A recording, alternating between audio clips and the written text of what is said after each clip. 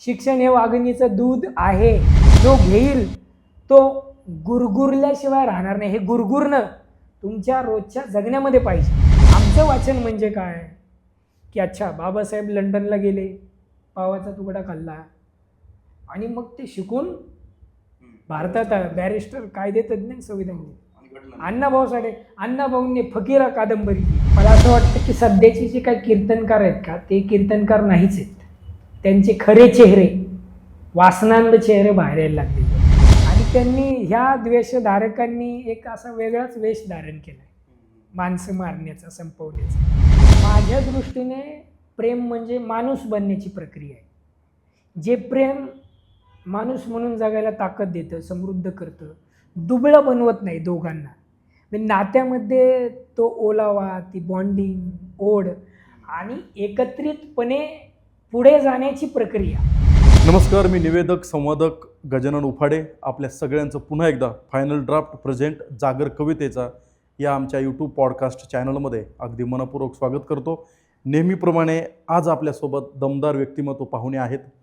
वो किसी तारीफ के मोहताज नाही. ते एक उत्तम लेखक, दिग्दर्शक, कवी, निवेदक, त्याचप्रमाणे उत्तम अभिनेतेसुद्धा आहेत. दीक्षा, सुगंधा, व्हेअर इज भिडेवाडा यासारखे अनेक लघुपट त्यांनी घडवून समाजामध्ये एक वेगळं परिवर्तन केलेलं आहे. त्याचप्रमाणे वाड्या वस्त्यावर गल्लोगल्ली संविधानाची महती आणि संविधान सांगण्याचं कार्यसुद्धा त्यांनी केलेलं आहे. ते भिडेवाडाकार आणि संविधान दूत म्हणूनसुद्धा अगदीच प्रसिद्ध आहेत. तर असे हृदयमानव अशोक, मी आपला अगदी मनपूर्वक आमच्या पॉडकास्ट चॅनलमध्ये स्वागत करतो. कसं वाटतं आमच्याकडे येऊन?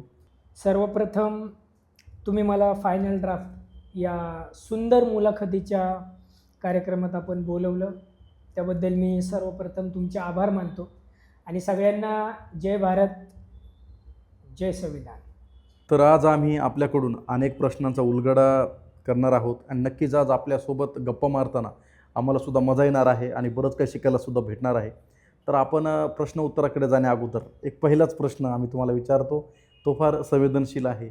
आपलं जे नाव आहे हृदयमानव अशोक, त्या नावाचा उलगडा कराल का? म्हणजे आमच्यासुद्धा प्रेक्षकांना समजेल की नेमकं या नावामागे गुपित काय दडलं आहे. ते हृदयमानव हे जे नाव आहे ते मला म.भ. चव्हाण, प्रसिद्ध साहित्यिक आणि ज्यांना बोल्ड कवी म्हणून ओळखलं जातं, आणि इलाई जमादार, प्रसिद्ध गझलकार. माझं शिक्षण मुळातच अनाथ आश्रमात झालं आणि आश्रमात असताना 8वीत असताना मी जे कवी संमेलन केलं त्यावेळेस म.भ. चव्हाण, इलाई जमादार हे उपस्थित होते आणि म.भ. चव्हाणांनी प्रतिसाद, दाद म्हणून मला ते दिलेलं नाव आहे. आणि मग प्राणी जगत नावाचं शाळेतलं मॅगझिन, पुढे उमलते कविता नावाचा प्रातिनिधिक कविता संग्रह आणि वर्तमानपत्रात सुद्धा ते छापून आलं. तर मग हृदयमानव अशोक याच नावाने पुढे प्रवास चालू राहिला आणि एक मलाही म्हणजे भारी वाटतं. वयाच्या 11व्या वर्षापासून आपण लेखन करता, तर असा कुठला पॉईंट जो आपल्या मनाला भावला की आपण अगदी एवढ्या, बालवय तर नाही म्हणता येणार कारण 11 वर्ष म्हणजे त्यावेळेससुद्धा अगदीच सुजाण असं वय असतं, तर ती काय होती? म्हणजे त्यामागची प्रेरणा काय होती? 11व्या वर्षापासून जो काही लिखाणाचा प्रवास सुरू झाला त्याच्यामध्ये शेवटी मी ज्या अनाथ आश्रमात शिकलो तिथे समुपदेशन करणाऱ्या मनीषा मॅडम होत्या आणि त्यांनी आम्हाला सगळ्या विद्यार्थ्यांना टास्क दिला की भावना व्यक्त व्हा कवितेच्या स्वरूपात किंवा काय वगैरे अशा पद्धतीने. आणि त्यानंतर एक लिखाणाला सुरुवात झाली. दुसरं म्हणजे माझी अशी भावना होती की ज्याचा हस्ताक्षर सुंदर तो लेखक, आणि माझं हस्ताक्षर सुंदर असल्यामुळे हा लिखाणाचा प्रवास कवितेकडे मनीषा मॅमच्या माध्यमातून गेला. परंतु त्यानंतर लागलेली आवड कवितेची जी एका टप्प्यामध्ये प्रगल्भ होत गेली असं मला वाटतं. आपण आश्रमात 10वीपर्यंत शिकलात आणि त्यानंतर आपण महाविद्यालयात शिक्षण सुरू केलं, तर हा जो मध्ये जो गॅप पडला, तर त्याच्या मागे काही कहाणी, काही मार्मिक किस्सा वगैरे? मी 10वीपर्यंत माझं शिक्षण अनाथ आश्रमात झालं. वडील नव्हते, आईने पडेल ते काम केलं म्हणजे हॉस्पिटलला नाईट शिफ्टमध्ये काम केलं, कचरा गाडीवर केलं वगैरे. आई योद्धाच असते प्रत्येकाची. आणि ते सगळं कष्ट केल्यानंतर तो अनाथाश्रमाचा प्रवास, आणि अनाथाश्रमामध्ये अर्थातच त्यांचंसुद्धा ध्येय आणि उद्दिष्ट हेच होतं शिक्षण. शिक्षण मुद्द्याला घेऊन त्यांनी सातत्याने अनेक माझ्यासारख्या विद्यार्थ्यांना मजबूती दिलेली आहे. पण मुख्य प्रवास तिथून सुरू होता ज्यावेळेस 10वी नंतर मी आश्रमातून बाहेर पडलो. त्यावेळेस घरातली असलेली बेताची परिस्थिती आणि पुढे करायचं काय, आणि मग याच्यामध्ये पडेल ती कामं करत गेलो. वेटर, वॉचमॅन, लग्नात पाणी वाटणं वगैरे अशा पद्धतीची कामं करत असताना पण या सगळ्या काळामध्ये कविता सोबत होती. कविता सोबत असल्यामुळे एक जसं आपण म्हणू शकतो, कविता सोबत असल्यामुळे परिस्थितीच्या दुःखाची तितकी जाणीव झाली नाही. आणि मग या सगळ्यामध्ये बराचसा काळ लोटला. आणि मग कवितेच्या त्या सगळ्या प्रवासामध्ये जमलेला सगळा मित्रपरिवार ज्यांनी एज्युकेशनल सपोर्ट दिला. आमची मैत्रीण स्नेहल सोनटक्के, तिने खरं तर 12वीमध्ये ॲडमिशन घेण्यासाठी मला म्हणजे फोर्स केला, सांगितलं. आणि त्यानंतर मी 12वीचं ॲडमिशन घेतलं. त्यामध्ये आमच्या शीतल यशोधरा, आमचे बाळासाहेब कदम, अमोल घाटवी, सगळा मित्रपरिवार त्यांनी ज्या पद्धतीने पाठिंबा दिला तो कौतुकास्पद आहे. आणि म्हणून मग मी 12वी दिली, पुढे शिक्षण चालू केलं. म्हणजे मला असं म्हणायचं की ती जी तक्रार केली जाते ना की परिस्थिती नव्हती म्हणून मी शकले नाही, तर मला ती तक्रार करायची नव्हती. आणि डॉक्टर बाबासाहेब आंबेडकर जसं म्हणतात की शिक्षण हे वाघिणीचं दूध आहे, जो घेईल तो गुरगुरल्याशिवाय राहणार नाही. तर मला असं वाटतं की हे गुरगुरणं शिक्षण आपल्याला प्रत्येक टप्प्यावरती मजबूत करत राहतं. आणि शिक्षणाने जेवढं समृद्ध होता येतं तेवढं इतर कुठल्या गोष्टीने होता येईलच असं मला वाटतं. आपण आता MA करत आहात आणि यवतमाळच्या कलास्नेह या ग्रंथालयातून आपण वाचन चळवळ सुरू केली. तर ती काय होती म्हणजे प्रेरणा? वाचन चळवळ यवतमाळमध्ये आपलं कलास्नेह हे ग्रंथालय आहे. आता वाचन चळवळ किती महत्त्वाची आहे त्याचा थेट संबंध मी केलेलं पहिलं काम म्हणजे मी ग्रंथालयामध्ये ऑफिस बॉयचं काम केलं आणि वेड्यासारखी पुस्तकं वाचली. आत्मवृत्त, प्रवास वर्णनं, कविता, गझला, कॉमिक्स, ते सगळे मासिकं. म्हणजे वाचनाने मला फार लवकर समृद्ध केलं असं मी म्हणेल. आणि वाचनामुळे जी काही मेंदूची मशागत होती त्याला तोड नाही. शेवटी मेंदूची मशागत कशी होती हे पण फार महत्त्वाचं आहे बरं का. म्हणजे कोणत्या प्रकारची पुस्तकं आपण वाचतो, जसे द्वेष पेरणारी पुस्तकं आहेत तशी मानवता पेरणारी सुद्धा आहेत. आणि माझ्या वाट्याला सगळी मानवता पेरणारी पुस्तकं आहेत. वाचाल तर वाचाल असं ज्या पद्धतीने डॉक्टर बाबासाहेब आंबेडकर म्हणतात, तर तो सकारात्मक दृष्टिकोन वाचनाने दिला. आणि माझी एक भावना आहे की मला प्रत्येक जिल्ह्यामध्ये एक वाचनालय सुरू करायचं आहे. यवतमाळपासून त्याची सुरुवात केली. आणि मला असं वाटतं की वाचन चळवळ ही अधिक समृद्ध झाली पाहिजे. सध्या सोशल मीडिया, मोबाईल याच्यामध्ये प्रचंड गुंतलेली आहे पिढी. आणि हळूहळू पुस्तक चळवळ लोप पावते. अनेकांना ग्रंथालय बंद करावे लागत आहेत. म्हणजे सोशल मीडियावरती अशा बातम्या ऐकल्या मी की ग्रंथालय बंद करतोय, 50% सवलतीत पुस्तकं घेऊन जा. हे फार वाईट आहे, धोक्याचा इशारा आहे. आणि पुस्तक चळवळीला जर पोषक वातावरण नसेल तर तो पुस्तकाचा सुगंध, ती वाचनाची सवय आणि मेंदूची मशागत होऊ शकत नाही. म्हणून मला वाचन चळवळ जेवढी ऐकतो आपण, बघतो त्याच्या इतकीच महत्त्वाची वाटते. भारतीय संविधान आणि भिडेवाडा हा आपला अगदीच काळजाचा विषय आहे, म्हणजे खूपच जवळचा विषय आहे. आणि आपण अनेक गल्ल्या म्हणा, वस्त्या म्हणा, यातून आपण शिबिरामार्फत किंवा अनेक कार्यक्रमामार्फत, कवी संमेलनामार्फत तुम्ही संविधान घराघरामध्ये पोहोचलेलं आहे आणि भिडेवाडासुद्धा पोहोचलेला आहे असं मी म्हणेल. तर त्यामागची प्रेरणा काय होती सर, म्हणजे तो उद्देश काय सांगाल? याच्यामध्ये 2 प्रश्न आहेत. एक म्हणजे संविधान आणि भिडेवाडा. तर भिडेवाडा या विषयावर बोलतो. भारतातली मुलींची पहिली शाळा ज्यावेळेस भिडेवाडा 3 वर्षापूर्वी आला त्यावेळेस ज्या अवस्थेमध्ये आता भिडेवाड्याचं काम चालू झालं आणि देशातल्या मुलींच्या पहिल्या शाळेची इतकी विद्रूप अवस्था पुण्यासारख्या सांस्कृतिक शहरामध्ये, विद्येचं माहेरघर ज्या पुण्याला म्हटलं जातं, तिथे भारतातली पहिली शाळा विद्रूप अवस्थेमध्ये असणं हे कोणाचं अपयश आहे? हे व्यवस्थेचं अपयश आहेच, त्याच्यापेक्षा तुमचं आमचं जास्त अपयश आहे. आणि या सगळ्यामध्ये मला असं वाटलं की व्हिडिओ व्हिज्युअलच्या माध्यमातून जर ही फिल्म जास्तीत जास्त लोकांपर्यंत गेली तर कदाचित भिडेवाड्याला एक गती मिळेल. आणि त्या दृष्टिकोनातून मी तो प्रवास चालू केला. वेर इज भिडेवाड्याने एक वेगळी ओळख दिली. 4 इंटरनॅशनल अवॉर्ड मिळाले. महाराष्ट्रातल्या कित्येक शाळांनी तो फिल्म दाखवला.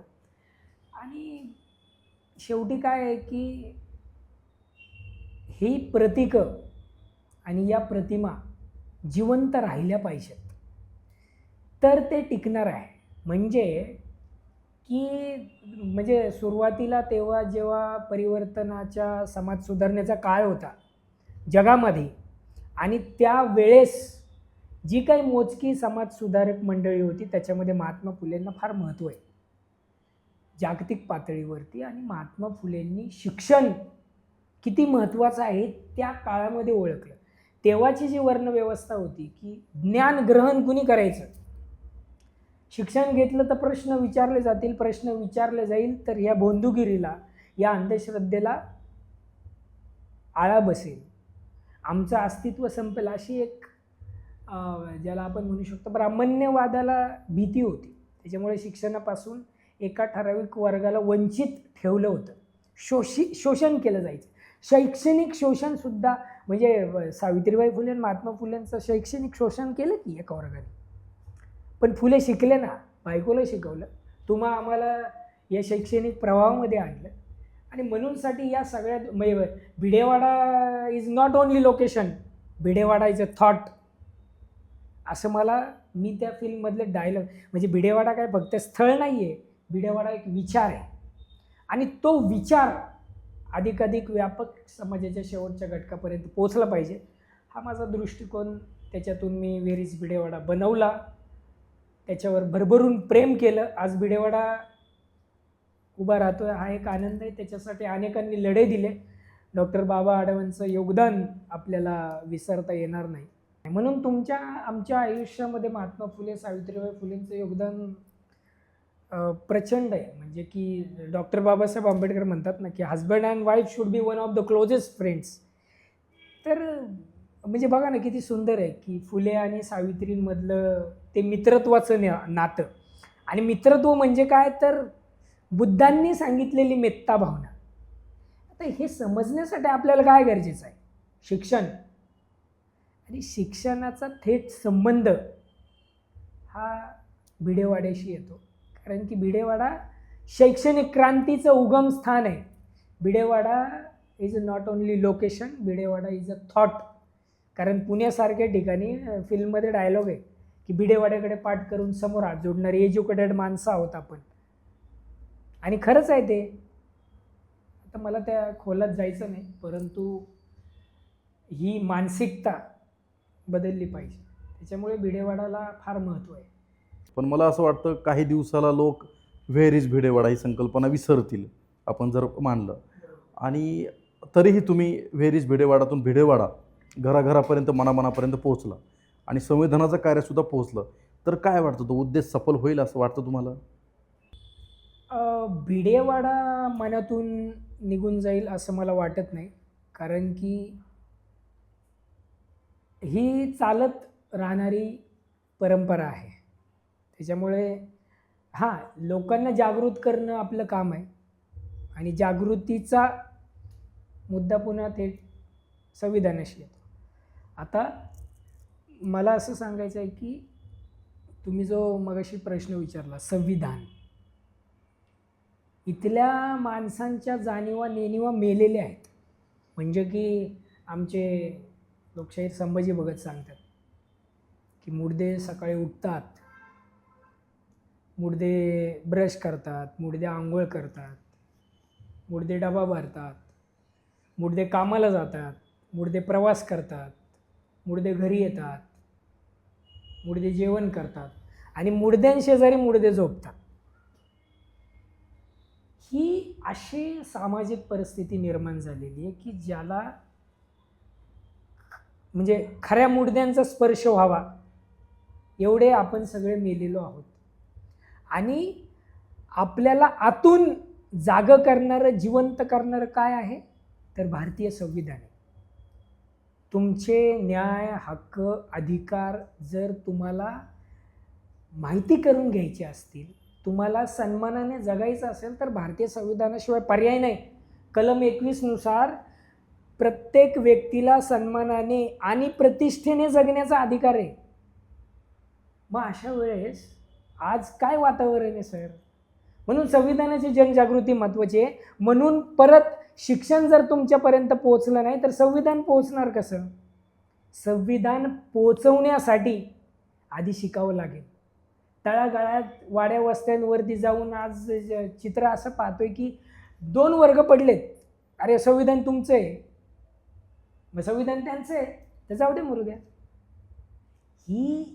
ही काय माहिती आहे का? बौद्धिक विषमता आहे.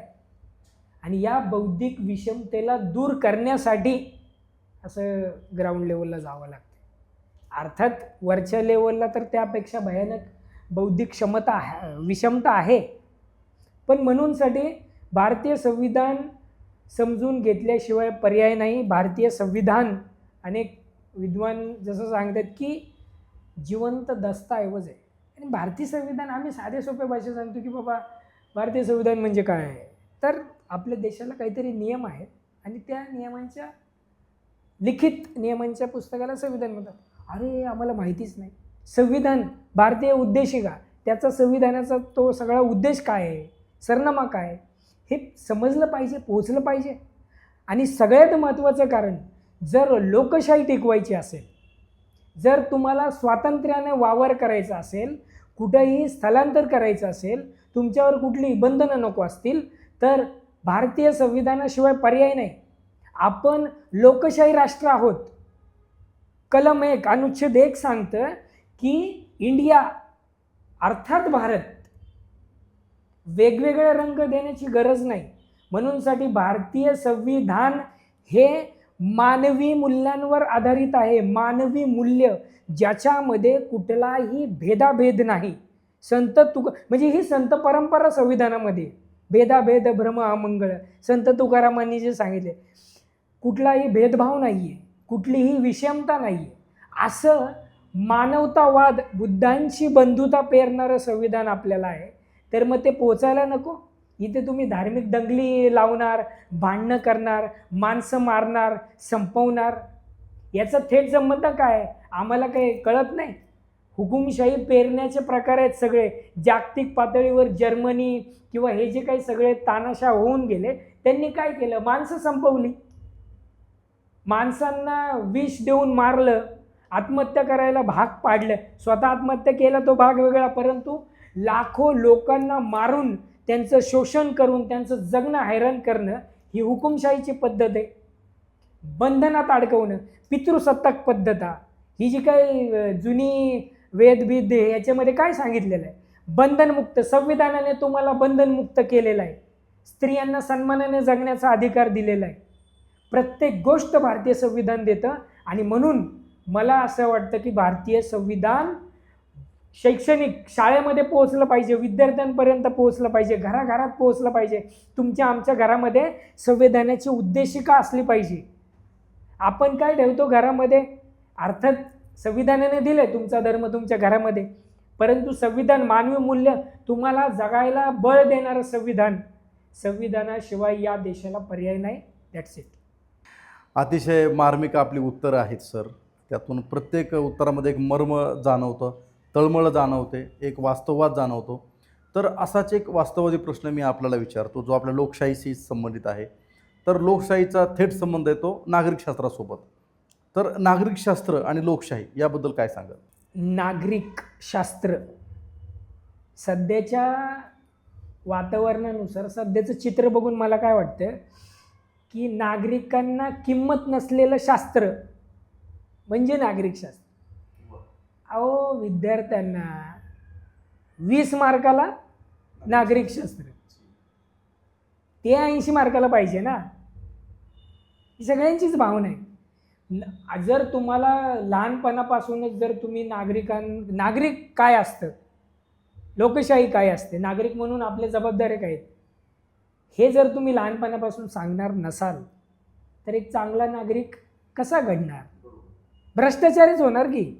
आमच्या घरातूनच सांगितलं जातं, 2 रुपयाची साखर आण, 1 रुपया तुला घे.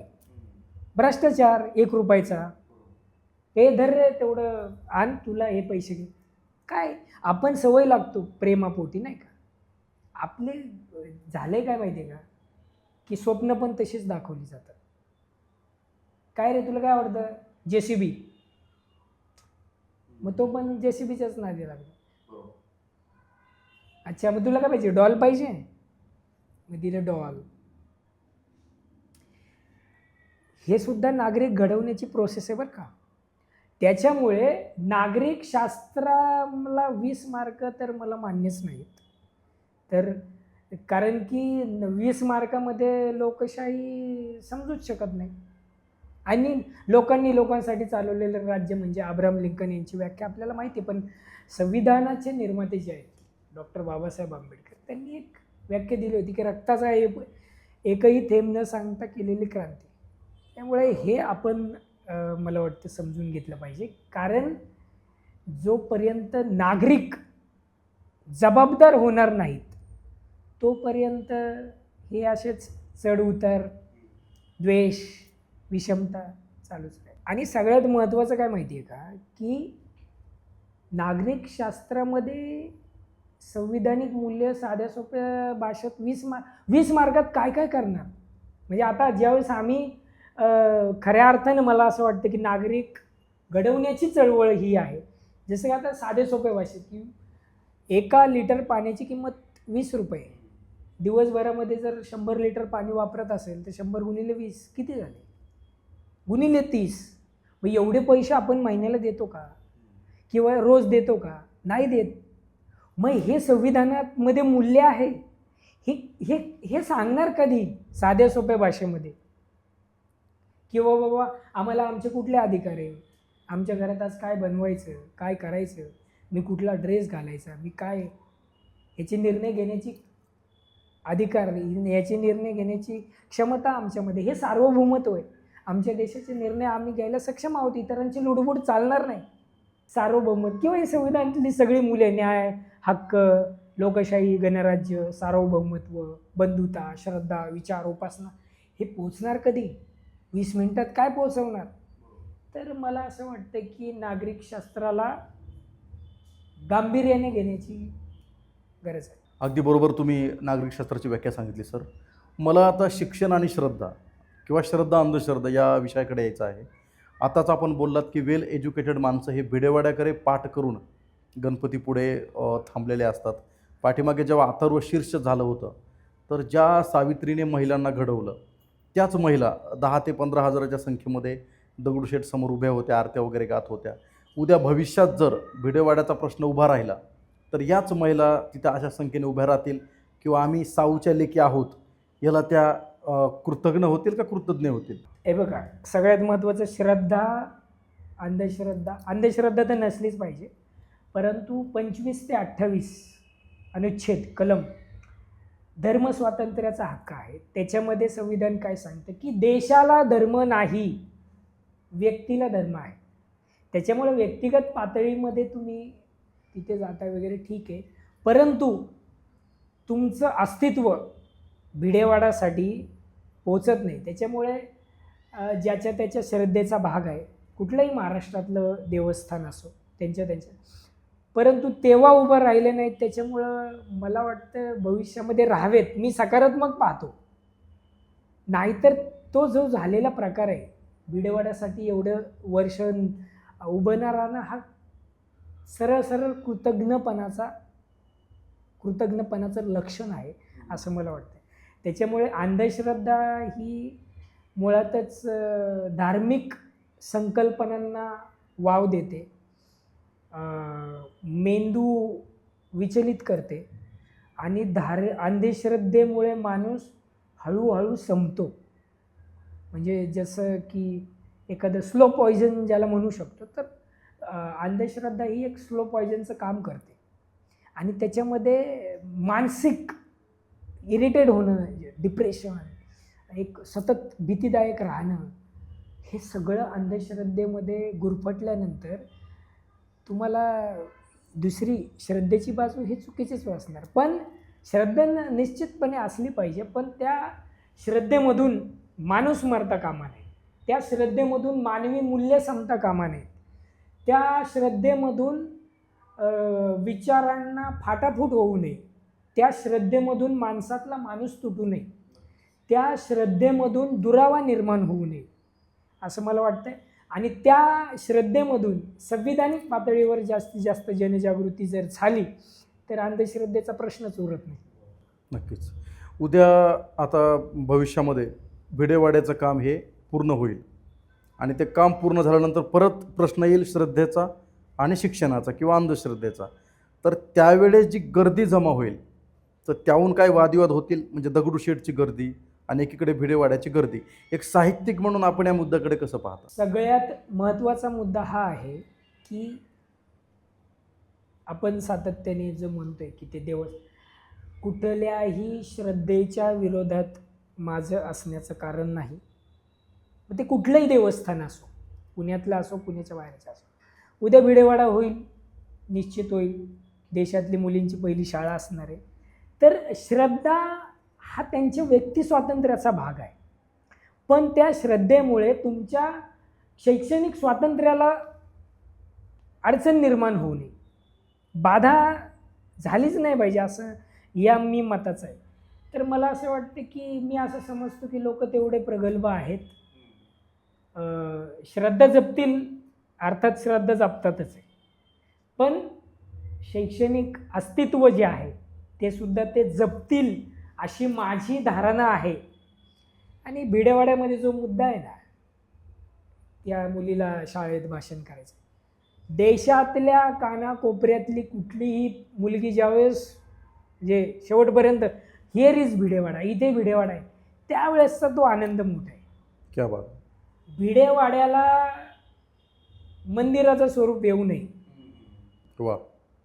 सावित्रीबाई फुले, महात्मा फुले देव होऊ नयेत, यस, त्यांच्यावर दुधाचा अभिषेक होऊ नये, त्यांना त्यांच्यासाठी VIP रांगा वगैरे असं काही आपल्या VIP रांगा नको, फळं फुलं बिलं काय नको, छान मस्त पुस्तकांची चळवळ, शैक्षणिक विचारधारा.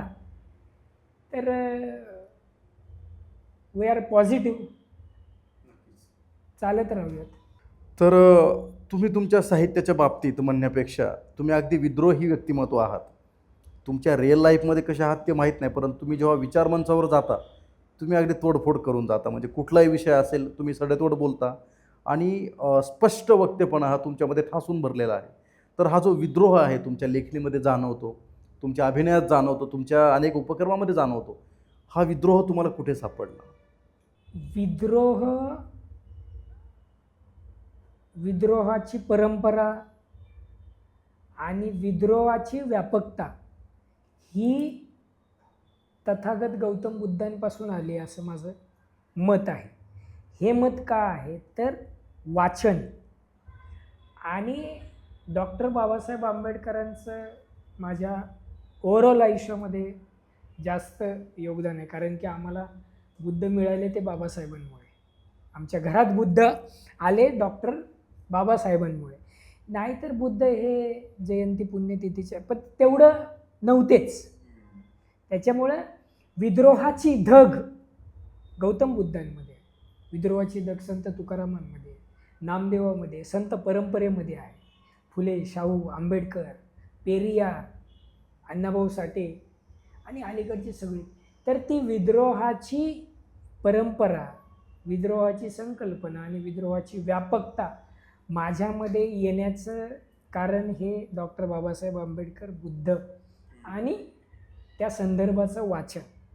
आणि विद्रोह काय प्रेम करायला होतं, जसं आपल्या सगळ्यांना माहिती आहे विद्रोह म्हणजेच प्रेम करणं. जसं विद्रोही यादव म्हणतात नाही का की मैं तुमसे इसलिए प्रेम करता हूँ की मुझे लगता है क्रांती होगी. विद्रोह क्रांती करायला शिकवतो. विद्रोह उमेदीनं जगायला शिकवतं. विद्रोह एनर्जी म्हणजे ज्याला काय म्हणतात ताकदवान बनवतं, बलवान बनवतं. या विद्रोहाचा परिप्रेक्ष्य जर आपण समजून घेतला, आपल्या जगण्यात आत्मसात जर केला, तर मला वाटतं जे आपल्यामध्ये बळ निर्माण होतं ते बाकीच्या ते तुम्ही तोडफोडचं म्हणालात ना, ते संचारतं अंगामध्ये. आपल्याला परिवर्तनाच्या वाटेवरून जायचं, आपल्याला सकारात्मकता पेरायची. त्याच्यामुळे आपल्याला सगळ्यात महत्त्वाचं म्हणजे माणसातला माणूस घडवायचा. त्याच्यामुळे तो बुलंदपणा, ती डारकाळी, शिक्षण हे वाघिणीचं दूध आहे. जो घेईल तो गुरगुरल्याशिवाय राहणार नाही. हे गुरगुरणं तुमच्या रोजच्या जगण्यामध्ये पाहिजे. आणि हे गुरगुरणं विद्रोहामुळे शक्य आहे. क्या बात. म्हणूनसाठी मला वाटतं की विद्रोह म्हणजे क्या बात आहे. आणि जगण्यातच विद्रोह आहे आपले. आम्ही म्हणजे इथला बहुजन वर्ग, इथला शोषित पीडित प्रचंड अन्याय अत्याचारित आहे. त्याला माणसातून वर आला, हे सगळे मानवांनी वर काढला. प्रामुख्याने बाबासाहेबांनी दिलेले लढे, छत्रपती शिवाजी महाराजांची रयतेचा राजा म्हणून मिळालेली व्यापकता आणि त्यांनी शेतकऱ्यांसाठी युद्धनीती, त्यांच्या ज्या कल्पकता आहेत ह्या आपण समजून घेतल्या पाहिजे. म्हणून बाबासाहेब बोलले ना की शिवरायांचं राज्य माझ्यासमोर होतं संविधान. ते सगळी मंडळी वेगवेगळ्या कालखंडामध्ये जन्माला आली, पण विचार एकच आहे, मित्रत्व एकच आहे. ही एकता, वैचारिक एकता, मानवी मूल्य जोडणारी ही एकता विद्रोह निर्माण करणारी. पण मला वाटतं की माणसाने विद्रोही असणं, म्हणजे मला असं वाटतं नेहमी की माणसाने, व्यक्तीने, कुठल्याही व्यक्तीने विद्रोही असणं म्हणजे जिवंत असण्याचं लक्षण आहे. एक अतिशय वेगळ्या अशा मुद्द्यावर मी येतोय. कदाचित तो वादग्रस्त सुद्धा ठरू शकतो, याच्यामध्ये काही शंका नाही. कारण वास्तव बोलावं हे आम्हाला तुमच्यासारख्या साहित्यिकाकडून शिकायला मिळतं की माणसाने नेहमी वास्तव जगावं, वास्तव बोलावं, असा विद्रोह पण सांगतो. तर एक मुद्दा असा होता भारतामध्ये, एकेकाळी एकच वाद चालायचा, कुठला? हिंदू आणि मुसलमान. पण त्याच्यामध्ये सुद्धा अनेक गट पडताना दिसत आहेत. हल्ली हिंदू मराठामध्ये गट पडताना दिसत आहेत, किंवा मातंग आणि बौद्धांमध्ये गट पडताना दिसत आहेत. आपण अनेक ठिकाणी शिवजयंत्या साजऱ्या होतात, भीमजयंत्या साजऱ्या होतात, आणि त्या व्हायला पाहिजेत. महापुरुषांच्या विचारांचा जागर व्हायला पाहिजे, अनेक कार्यक्रम व्हायला पाहिजे, शिबिरे व्हायला पाहिजे, लोकांपर्यंत, नव्या पिढीपर्यंत महापुरुष हे पोहोचायला पाहिजेत, याच्यामध्ये काही शंका नाही. परंतु या सगळ्यामध्ये गटागटाचं राजकारण करणारी माणसं, किंवा अनेक ठिकाणी असं आपण बघतो की असलेली शिव्या देणं, डीजेवर नाचणं, त्याला वेगळंच रूप येतं. तर ह्या सगळ्या मुद्द्यावर काय बोलाल तुम्ही? हिंदू मुस्लिम हा जो काही मुद्दा आत्ताचा आहे, हा आधी पण होता जसं तुम्ही सांगितलं, परंतु आत्ताच्या हिंदू मुस्लिम मुद्द्यामध्ये प्रचंड द्वेष भरलेला आहे. द्वेषापेक्षा जास्त काय तर हिंसा आहे. आणि हिंसा कशासाठी आहे तर धर्मराष्ट्र होण्यासाठी. हे जे काही चाललं आहे धर्मराष्ट्र, त्याच्यामुळे हिंदू राष्ट्र किंवा मुस्लिम राष्ट्र किंवा बौद्ध राष्ट्र किंवा इतर राष्ट्र वगैरे, तर संविधान तशी मान्यता देत नाही. देशाला धर्म नाही, थेट संविधान म्हणतं. आणि म्हणूनसाठी मला तो वाद निरर्थक वाटतो. तो जाणून बुजून घडवला जातो. ज्याला धागेदोरे नसतात, ज्यांच्या मनामध्ये द्वेष आहे, तीच लोक असे करू शकतात. त्याच्यामुळे या द्वेषाला म्हणजे मी नेहमी म्हणतो की हुकुमशाहीच्या काळात लोकशाहीच्या बाजूनं आणि द्वेषाच्या काळात प्रेमाच्या बाजूनं असणं लोकशाही जिवंत असण्याचं लक्षण आहे. त्याच्यामध्ये हे निरर्थक वाद येतो सर, हिंदू मुस्लिम आणि तो द्वेष. सध्याच्या घडामोडी बघून प्रचंड त्रास होतो. माणसं जिवंत मारली जातात, जातीवरून मारली जातात, पण तो एक माणूस होता, तो एक जिवंत जीव होता, त्याकडे बघितलं जात नाही. त्याच्यामुळे ही वाद परंपरा संपून एक मानवता निर्माण व्हावी याच्यासाठी सगळ्यांनी प्रयत्न केले पाहिजे. हे फार भयानक आहे. राजकीय पातळीवर तर एवढं दूषित झालेलं आहे ना की म्हणजे गल्लीतले असे 4-5 कुत्री असतात ना, भटकी कुत्री, नवीन माणूस दिसला की लचका तोडायची, तशी रोज तीवर वाव वाव वाव वाव करत असतात. त्यांना त्याच्यासाठीच ठेवलेले, बडबड करायची, काहीतरी मुद्दे डिस्टर्ब करायचे, आम्हाला भुकेच्या प्रश्नांमध्ये अडकून दिले. आपल्याला वेळच नाही कोण काय बोलते, वरती वेगवेगळे निर्णय घेतले जातात. तरी यातून बाहेर पडण्यासाठी ही सगळी निरर्थकता आहे, ही भांडणं काय फायद्याचीच नाही ना. हिंदू मुस्लिम वाद मला वादात म्हणजे हा मुद्दा मला वादाचा वाटतच नाही, मुळामध्ये वादग्रस्त वाटतच नाही. ज्याच्यामुळे हिंसा निर्माण व्हावी त्याच्यावरती बोलणं म्हणजे वादग्रस्त. काय लॉजिक? काहीच नाही. म्हणूनसाठी मला याच्यात म्हणजे मी त्या महत्त्वच देत नाही. फालतू आहे विषय. चांगले मानवता निर्माण करण्यासाठी प्रयत्न झाले पाहिजे. आणि तुम्ही दुसरं जयंत्यांचं विचारत होतात तर हां, पुन्हा आता ते जे 2 मुद्दे आहेत ते बघा कसे की हिंदू मुस्लिमांचे वाद. आता तर नवीन वाद सुरू केलेले आहेत, बौद्ध आणि मातंग, अबकडवरून नाही का काहीतरी. त्याच्यानंतर ख्रिश्चन आणि असे म्हणजे धर्मात वाटून घेतले. म्हणजे अण्णाभाऊ साठे श्रेष्ठ की बाबासाहेब श्रेष्ठ हे पण सध्या खूप ठिकाणी आपण गलिच्छपणे आपल्याला बघायला मिळतं. मला असं वाटतं की कुवत नाही तेवढी.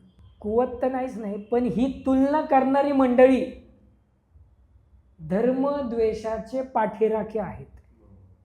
ही तुलना करावी हे त्यांच्याच मनात येऊ शकतं ज्यांनी दोघांनाही वाचलेलं नसतं.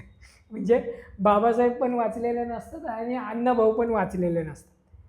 आमचं वाचन म्हणजे काय की अच्छा, बाबासाहेब लंडनला गेले, पावाचा तुकडा खाल्ला आणि मग ते शिकून भारतात बॅरिस्टर, कायदेतज्ञ, संविधान लिहिले. अण्णाभाऊंनी फकीरा कादंबरी लिहिली 1.5 दिवसाच्या. 1.5 दिवसाची शाळा शिकले, पण नंतर त्यांनी घेतलेच की. म्हणजे मला काय म्हणायचं की दोघांनाही या लोकांना वाचलंच नाही. त्याच्यामुळे मग आपण काय तुलना करणार. बरं, ह्यांना अडकवतं कोण? ही सगळी मंडळी द्वेषधारक. आणि ह्या द्वेषधारकांनी एक असा वेगळाच वेश धारण केला, माणसं मारण्याचा, संपवण्याचा. त्याच्यामुळे आहे ना, आणि मग ह्याचा संबंध जयंत्या जोरात करायच्या.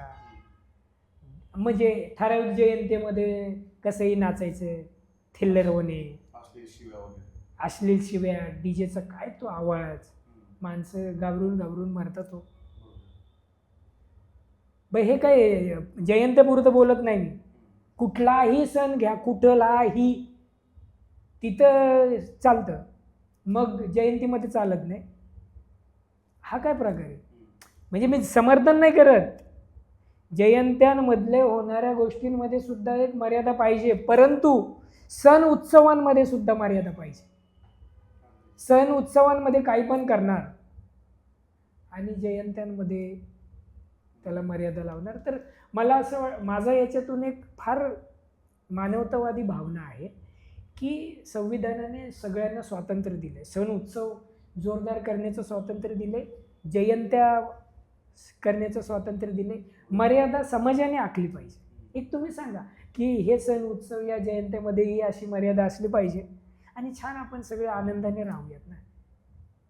हे अपेक्षित आहे मला. म्हणजे असं डिस्टर्ब होतं. तुम्ही जर एक पेपर जरी वाचलात ना हल्ली, तरी सगळ्या बातम्या वाचून, रोज काहीतरी घडते, रील्स वाचून, आता तुमचा मेंदू यंत्राच्या हातात चाललेला आहे हे मान्य करावं लागेल. तुमच्या सर्जनशीलतेचा पराभव होतोय. तुमच्या डोक्यात खूप काहीतरी क्रिएटिव्ह आयडिया आलेली आहे, मग तुम्ही ChatGPTला विचारणार विचार आपल्याला वाटतं अर माझ्या माझ्या कल्पनेपेक्षा भारी केलेले, आपण विचार करत नाही ना. विचार शून्यता संपते वाचन नसल्यामुळे. वाचन नसलेली माणसं तुलना करतात. तुलना करणाऱ्या माणसांना द्वेष पसरायचं. द्वेष पसरवणारी माणसं हाणामाऱ्या करतात. आणि हाणामाऱ्या कोणाला करतात? ज्यांना धर्मराष्ट्र करायचे. हे बघा ना, हे कसे काम करतात.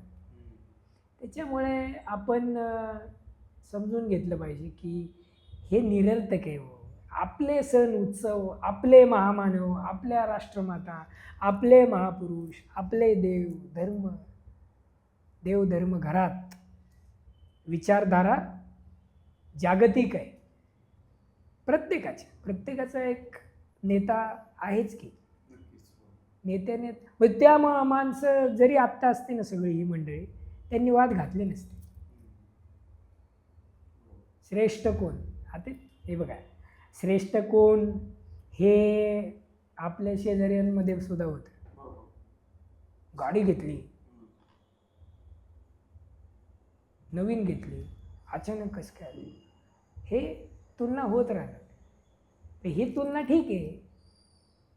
हे तुलना म्हणजे ते संभाजीदादा म्हणतात नाही का, भेजे का पाकिट माराय. तर आपण एका वेगळ्या मुद्द्याकडे आता येत आहोत. हा मुद्दा कदाचित वादग्रस्त सुद्धा ठरू शकतो की कुठेतरी समाजातून आता संवेदनशीलता ही हरवत चाललेली आहे. मणिपूरसारखं प्रकरण जर आपण पाहिलं, त्यात महिलांना नग्न फिरवलं जातं, त्याच्याबद्दल काही समाजात रोज दिसत नाही. परंतु आपण एकीकडे असं बघतो की पुढे मिरवणूक निघताना गणपतीचा हात तुटला किंवा जगदंबेचा हात तुटला तर आंदोलने होतात, संप होतात, मारामाऱ्या होतात, सगळ्या गोष्टी होतात. तर हे काय आहे? म्हणजे एकीकडे आपण म्हणतो की महिलांचा सन्मान करायला पाहिजे आणि दुसरीकडे महिलासुद्धा तशाच प्रकारे वागत आहेत. आपण हल्ली खरात प्रकरण झालं, ते सुद्धा मुद्दा याच्यामध्ये मला घ्यायचा आहे. तर हे एकंदरीत हे संवेदनशीलता हरवली किंवा हा श्रद्धा अंधश्रद्धा, याबद्दल काय बोलाल? सगळ्यात महत्त्वाचा मुद्दा म्हणजे संवेदनशीलता हरवलेली आहे. त्याचं कारण म्हणजे माणूस भावना शून्य झालेला आहे. त्याची सर्जनशीलता संपलेली आहे. त्याच्यामुळे संवेदनशीलता असण्याचा काही संबंधच येत नाही. आणि श्रद्धेच्या पातळीवरती जसं देवदेवतांचे हात मोडलेले वगैरे त्याच्यावर कोणी व्यक्त होत नाही का, किंवा भावना उफाळून येतात, त्याच्यावर काहीतरी वादग्रस्त होणं, तर हे कधी थांबेल याचा नेम नाही. दुसरी गोष्ट की आपण म्हणतो महिला सक्षमीकरण केलं पाहिजे. तर महिला सक्षमीकरण केलं पाहिजे असं सांगणाऱ्या लोकांना महिला सक्षमीकरण हे फक्त कागदोपत्री हवं आहे. त्यांच्या मनामध्ये तीव्रता नाही आहे की हे सक्षमीकरण झालं पाहिजे. तसं असतं तर मणिपूर घडलं नसतं ना, बरोबर की? म्हणजे किती निगरगट्ट व्हावं समाजाने की ज्या स्त्रीच्या उदरातून मानवजातीने जन्म घेतला त्याला नग्न फिरवावं. हे मणिपूरपुरतंच नव्हे, आणि मणिपूरवरती आपल्या जबाबदार राजकीय लोकांनी बोलू नये.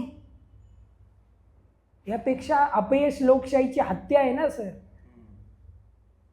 या देशातला नागरिक मनासारखं आयुष्य जगू शकत नाही, ही लोकशाहीची हत्या आहे. हत्या करणारे बसलेत ना.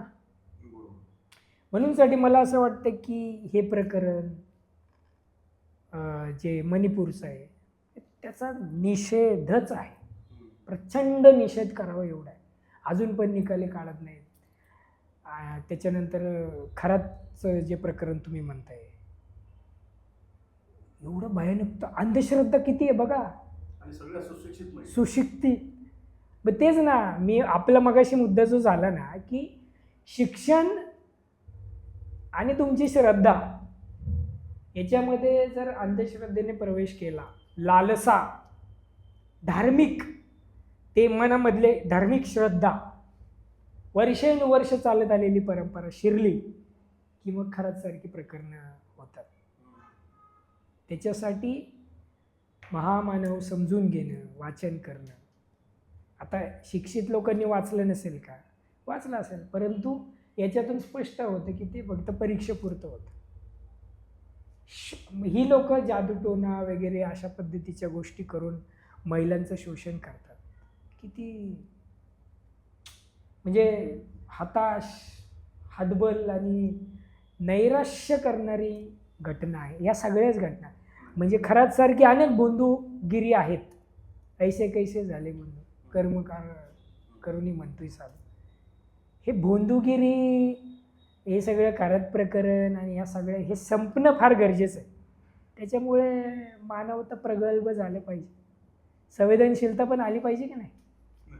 हे सगळे हात तुटण्याचं प्रकरण असेल, हत्येचं प्रकरण असेल, खराचं प्रकरण असेल, म्हणजे जसं म्हटलं जातं की एक समाजमान्य बलात्कार त्या इच्छा नसलेल्या स्त्रीवर केलं, हा पण त्याच्यातलाच उपप्रकार वगैरे अशा प्रकारचं सगळं चित्र आहे. म्हणून म्हणजे असं किती किती बोलावं, किती मुद्दे आहेत की सगळं काही व्यवस्थित नाही आहे. अजून एक महत्त्वाचा मुद्दा होता मनुस्मृती दहनाचा मुद्दा. तर बाबासाहेबांनी 1927ला रायगडाच्या पायथ्याला मनुस्मृती दहन केली. आता का केली? त्याच्यामध्ये अनेक कुप्रथा होत्या, महिलांचा अपमान होता, स्त्रीत्वाचा अपमान होता आणि अशा अनेक प्रथा होत्या की ज्याच्यामध्ये माणसाला माणूस म्हणून जगण्याची लाज वाटावी असे अनेक घातक मुद्दे म्हणून मनुस्मृतीमध्ये कोरले होते. आणि पुस्तकावर प्रेम करणारे बाबासाहेब ते जर पुस्तक जाळतात तर ते पुस्तक किती जटिल असेल, ते किती घाण असेल याची आपण कल्पना करू शकतो. तर मला असं म्हणायचं आहे सर की मनुस्मृती जाळून लोकांमध्ये काही फायदा झाला आहे का? 2009ला म्हणजे आत्ता राजस्थानला एका महिलेला सती देण्यात आलं आणि अजूनही महिलांवर अत्याचार वगैरे सुरू आहेत. तर तुम्हाला काय वाटतं की बाबासाहेबांनी मनुस्मृती दहन केलं योग्य केलं की लोकांनी त्याच्यातून जे पाहिजे ते घेतलं नाही? याबद्दल काय सांगाल?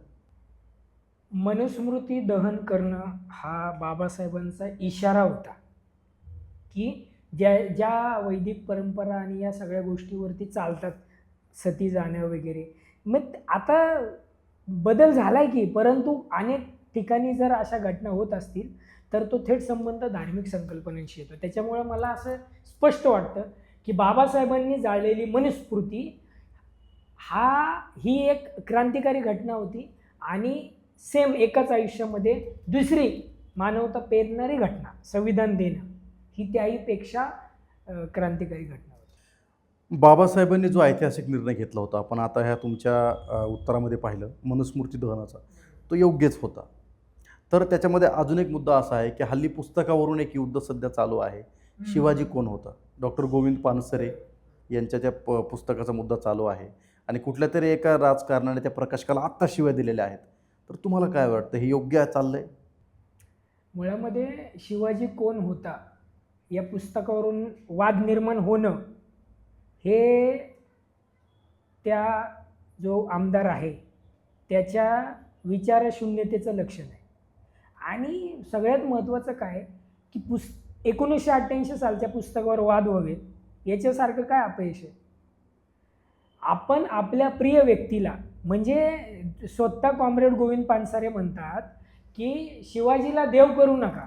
पुस्तकामध्ये आहे ते की शिवाजीला देवत्व करून ठेवले. शिवाजी काय करायचं ते शिवाजी करेल की, शिवाजी महाराज करतील की, आम्हाला काय घेणं देणे, ते कुठं आम्ही कुठं, असं स्वतः पानसरे म्हणतात. आणि मग आत्ताच का करावं असं वाटलं तर वाहत्या गंगेत हात धुवून घेण्याचा प्रकार धार्मिक दंगलीने ह्याच्यामध्ये मग आमच्या महापुरुषांना प्रतिमा आणि प्रतीकामध्ये बंदिस्त केल्यामुळे असले प्रकार होणार. मी या प्रकरणाचा जाहीर निषेध करतो. या प्रकरणामुळे 10,000 प्रती विकल्या गेल्या, परंतु त्या आमदाराच्या म्हणजे बुद्धीची कीव करावी असं हे प्रकरण. त्यामुळे शिवाजी कोण होता, शिवाजी महाराजांची जी काही व्याप्ती आहे ती आपल्या सगळ्यांना माहिती. अजून एक महत्त्वाचा मुद्दा असा होता सर की दाभोळकरांची हत्या याच भूमीत झाली आणि ती अतिशय घाणेरडं प्रकरण झालं ते महाराष्ट्रामध्ये, की एवढ्या मोठ्या माणसाची, वैचारिक लेवल हाय असणाऱ्या माणसाची हत्या झाली.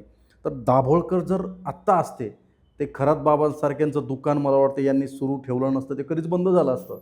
तर जे खरात प्रकरण असेल, पाठीमागे दत्तधाम हे प्रकरण झालं, किंवा आता पाठीमागे एका कीर्तनकाराने मुलीचं लैंगिक शोषण केलं. तर हे सगळे मुद्दे जे आहेत, यावर तुम्ही कसा विचारांचा हे टाकाल, प्रकाश टाकाल? मला असं वाटतं की सध्याचे जे काही कीर्तनकार आहेत का, ते कीर्तनकार नाहीच आहेत. त्यांचे खरे चेहरे, वासनांद चेहरे बाहेर यायला लागलेले आहेत. कीर्तनकार म्हणजे कुठंतरी आळंदी वगैरे ठिकाणी जाऊन घोकणपट्टी करायची आणि मी कीर्तनकार म्हणायचं, लाखांनी पैसे घ्यायचे. चुकीचं आहे ना. आणि हे जर जे कीर्तनकार मानवता पेरत नाही त्याला निरर्थक आहे. आज जर दाभोळकर असते तर दाभोळकरांना त्यांनी जे काही विचार पेरले त्यांना वाईट वाटलं असतं. हेच आहे की विज्ञानवाद जे पेरतात ते त्यांना एक विचारधारा संपवती आहे. आणि ती विचारधारा कुठली आहे? ज्यांना धार्मिक संकल्पनांवर राष्ट्र निर्माण करायचं. त्याच्यामुळे दाभोळकर, मानसरे, कलबुर्गी ही जी काही सगळी महत्त्वाची मंडळी आहेत, ज्यांनी विज्ञानवाद पेरण्यासाठी प्रयत्न केले, त्यांना असं संपवणं हा एक कुविचाराचा आणि मानवी मूल्य संपवण्याचा डाव आहे. त्यामुळे म्हणजे या घटनेचं काय करू शकतो आपण? निषेध करू शकतो, परंतु तुमची आमची जबाबदारी आहे की तो विज्ञानवादी दृष्टिकोन आपण पुढे घेऊन जाऊया. अंधश्रद्धेतून बाहेर येण्यासाठी दाभोळकरांचे प्रयत्न नक्कीच आहेत आणि दाभोळकरांचं कार्य न विसरता येणार आहे. परंतु मला याच्यातून सांगायचं की दाभोळकरांनी अख्खी हयात घातली, पण दाभोळकरांना मरावं लागलं की अंधश्रद्धा कितीही हे आहे. म्हणजे आता अंधश्रद्धेमध्ये माझी स्वतःची आईच आहे, माझ्या घरातलं उदाहरण. माझी आई जोगवा किंवा माझ्या आजीच्या अंगात यायचं, आणि माझ्या घरासारखे कित्येक कुटुंब महाराष्ट्रभर किंवा देशभर आहेत की त्यांच्या घरामध्ये ही थोतांड प्रक्रिया आहे धार्मिक. तर याच्यातून बाहेर निघण्यासाठी म्हणून मग आंबेडकरवाद आणि हा विज्ञानवाद, आंबेडकरवाद तर आहेच आहे, पण विज्ञानवादाशी कनेक्ट होणं फार महत्त्वाचं आहे. म्हणून हे काही माझ्या घरामध्ये परिवर्तन झालं तसं प्रत्येकाच्या झालं पाहिजे. श्रद्धेच्या नावाखाली उगाच काहीतरी, म्हणून ते असली प्रकरणं होतात. त्यामुळे दाभोळकर ग्रेटच आहेत. म्हणजे माझ्या घरामध्ये होणाऱ्या गोष्टी सांगताना मला अजिबात म्हणजे लाज वाटत नाही किंवा वाईट वाटत नाही की असं आहे. कारण आहे ना परिस्थिती. आज गावखेड्यांमध्ये गेलात ना सर, तरी पण तसे देवारे गच्च भरलेले आहेत आणि घरात पुस्तकं नाही आहेत. म्हणजे ते असं म्हटलं जातं की एखादा व्यक्ती किती श्रीमंत आहे हे कसं ठरवायचं, तर त्याच्या घरात पुस्तकं किती आहेत. वैचारिक मुद्द्यांवर चर्चा आपण फार केल्या. आता आपण एक संवेदनशील विषयाकडे येऊया, प्रेम ह्या विषयाकडे आपण येऊया. आणि तूच माझा बुद्ध प्रिय हे तुमचं एक पुस्तक आता प्रकाशनाच्या वाटेवर आहे. तर ते जे प्रेम आहे, म्हणजे आता हरवत चाललेलं प्रेम आणि तुम्ही जे रेखाटलं ते प्रेम, याकडे तुम्ही कशा प्रकारे बोलता? माझ्या दृष्टीने प्रेम म्हणजे माणूस बनण्याची प्रक्रिया आहे. जे प्रेम माणूस म्हणून जगायला ताकद देतं, समृद्ध करतं, दुबळं बनवत नाही दोघांना. म्हणजे नात्यामध्ये तो ओलावा, ती बॉन्डिंग, ओढ आणि एकत्रितपणे पुढे जाण्याची प्रक्रिया, जसं फुले सावित्री हे प्रेमच आहे. बाबासाहेब रमाई यांच्यातलं प्रेम तर अरे बापरे, तुम्ही कल्पना करू शकत नाही. त्यांची जी पत्रं आहेत ना, ती इतकं उत्कट भावना निर्माण करणार आहे, काळजी करणार आहे. त्याच्यामुळे त्या प्रेमाकडे पाहताना माझ्या दृष्टीने प्रेम म्हणजे काय, तर माणूस बनण्याची प्रक्रिया. या देशातल्या चित्रपटसृष्टीने जे आमच्यावरती प्रेम शिंपडलं त्याच्यामध्ये एक रक्ताचा वास आहे, रक्ताचा डाग आहे. म्हणून मी प्रेमाच्याकडे एका मेत्ता भावनेने, मंगलमैत्री या दृष्टीने पाहतो. हे सगळे गर्लफ्रेंड, बॉयफ्रेंड, ब्रेकअप, पॅचअप, येऊ तेऊ अशा पद्धतीची रिलेशनशिप सध्या असल्यामुळे प्रेम हरवत चाललं आहे. प्रेम जिवंत ठेवणं म्हणजे फक्त नातेसंबंध, मुलगा किंवा मुलगी हा नव्हे, तर प्रेमाची व्यापकता ही ओव्हरऑल माणसाला समृद्ध करते. म्हणून माझ्या दृष्टीने प्रेम ही माणूस बनण्याची प्रक्रिया, आणि मग त्याच प्रेमावर आधारित माझा तूच माझा बुद्धप्रिय हा एक कविता संग्रह प्रकाशनाच्या मार्गावर आहे. आणि मला असं वाटतं सगळ्यांनी प्रेम केलं पाहिजे, नाही का. आईवर आपण प्रेम करतो.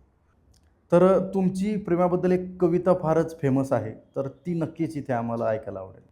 यस, माझ्या कवितेमध्ये परिवर्तनशीलता आहे. म्हणजे प्रेमाबद्दलची परिवर्तनाची भावना, विद्रोह थोडक्यात.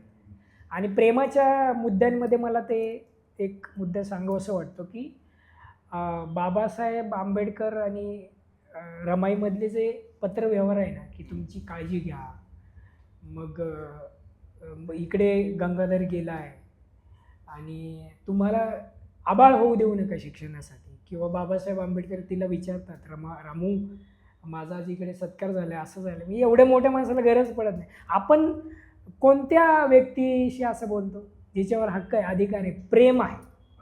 म्हणूनसाठी प्रेम काय आहे? प्रेम सम्यकतेची खळी, समानतेच्या नजरा. सम्यकतेची खळी, समानतेच्या नजरा, बांधीन केसात तुझ्या मानवतेचा गजरा. तुझे भेटणे गुलाबी, तुझे नटणे गुलाबी, मी तुला भेटल्यावर गुलाबी वाटणे गुलाबी. हे प्रेम आहे. प्रेमाची ही व्यापकता आहे. प्रतिमा, प्रतीक, विचारांचं हातात हात घालून चालणं प्रेम. अभ्यासणं, वाचणं, लिहिणं, बोलणं प्रेम. रमाईच्या प्रतिमेतलं प्रतीक प्रेम, सावित्रीच्या प्रतीकातली प्रतिमा प्रेम, फुले शाहू आंबेडकर विचारधारेचा धागा प्रेम, तुझ्या माझ्यासाठी पृथ्वीवरची एवढीशी जागा प्रेम.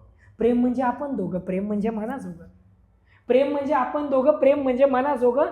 कावरं बावरं बघणं प्रेम, माणूस म्हणून जगणं प्रेम. भरती अहोटी प्रेम, प्रत्येकाच्या ओठी प्रेम. शब्दांची शब्दांना दात प्रेम, आंबेडकर वाद प्रेम.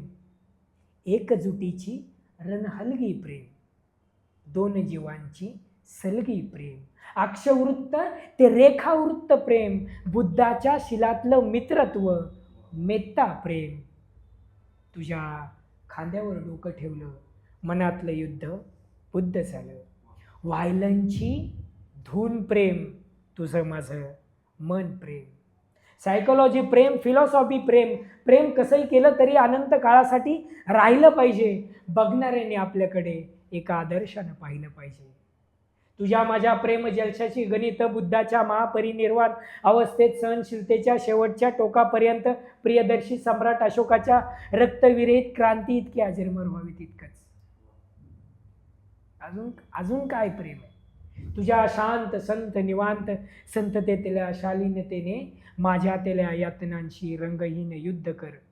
ही मळलेली नंतर कळलेली मनोभावना शुद्ध कर. तू शांतता, तू करुणा, तू मार्ग, आणि तूच माझा बुद्ध प्रिय. बुद्ध असणं म्हणजे प्रेम. एकमेकांबद्दल सगळं सांगता बोलता येणं म्हणजे प्रेम. अतिशय सुंदर अशी व्याख्या आणि अतिशय मार्मिक अशी कविता. क्या बात आहे. म्हणजे आतापर्यंत प्रेमाबद्दल न ऐकलेली कविता आपण या ठिकाणी सादर केली. खूप छान. आपली पुस्तकं येत आहेत ती आता प्रकाशनाच्या वाटेवर आहेत, तर त्याचं काय सस्पेन्स सांगाल? माझी 3 पुस्तकं येतात आहे आणि त्यांची नावं नाही सांगणार, हाच मोठा सस्पेन्स आहे. आता एक तर सांगितलं अर्थात. त्याच्यामध्ये कादंबरी आहे, कविता संग्रह आहे आणि प्रेम कविता संग्रहासाठी.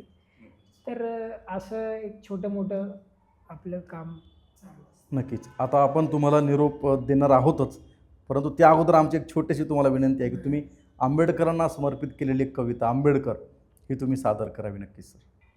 अमित शहाने संसदेमध्ये विचारलं होतं, म्हणजे ते बोललं होतं ना आंबेडकर आंबेडकर फॅशन झाले वगैरे, त्याला उत्तर म्हणून ती कविता, मग त्याचं गाणं झालं, यूट्यूबवर आहे, त्या निमित्ताने सगळ्यांनी बघा. तर त्याच्या आधी काही ओळी. गुलामी विरोधात तुला राग भीमा, न तुझ्यावर कसलाच डाग भीमा. तुझ्यात धगधगणारी आग भीमा, गुलामी विरोधात तुला राग भीमा, तुझ्यावर कसलाच डाग भीमा, तुझ्यात धगधगणारी आग भीमा, केलेस आम्हाला तू वाघ भीमा. कारण एकच तुझा त्याग रमा, तुझा त्याग रमा. रमाबाईंच्या त्यागामुळे आंबेडकर आहे. हु इज आंबेडकर? मनगटातली रग आंबेडकर, मस्तकातली धग आंबेडकर. मनगटातली रग आंबेडकर, मस्तकातली धग आंबेडकर. डोळस होऊन बघ आंबेडकर, भासेल तुला जग आंबेडकर. धर्मनिरपेक्षतेची एकजूट आंबेडकर, या लोकशाहीची वज्रमूठ आंबेडकर. गावोगावी शिक्षणाचं बोट आंबेडकर, रुबाब सूट बूट टाय कोट आंबेडकर. हा रुबाब आंबेडकर आहे. आंदोलनात शाहिरीत घोषणेत आंबेडकर, पुस्तकात मस्तकात भाषणात आंबेडकर. समानता समता एकता आंबेडकर, लयीत झुळझुळ आवेशात सळसळ आंबेडकर. भक्कम मनकट दणकट राकट दरवळ आंबेडकर. इतिहासाच्या पानापानातली काळवेळ आंबेडकर. हिंसक कपटी मनुवाद्यांचा कर्दनकाळ आंबेडकर. फॅशनच्या पलीकडचे पॅशन आंबेडकर, विषमतेवर अंतिम solution Ambedkar. Dashing brain washing नि ट्युशन आंबेडकर. इंडियातला भारत एकसंघ नेशन आंबेडकर. मनगटातली रग आंबेडकर, मस्तकातली धग आंबेडकर. डोळस होऊन बघ आंबेडकर, भासेल तुला जग आंबेडकर. क्या बात आहे. अतिशय मार्मिक अशी मुलाखत झाली आणि आम्हाला तुमच्याकडून बरंच काही शिकायला भेटलं. प्रेक्षकांनासुद्धा बरंच काही शिकायला भेटेल, याच्यामध्ये काही शंका नाही. अगदीच हरहुन्नरी आणि अष्टपैलू असे आपण व्यक्तिमत्व आहात.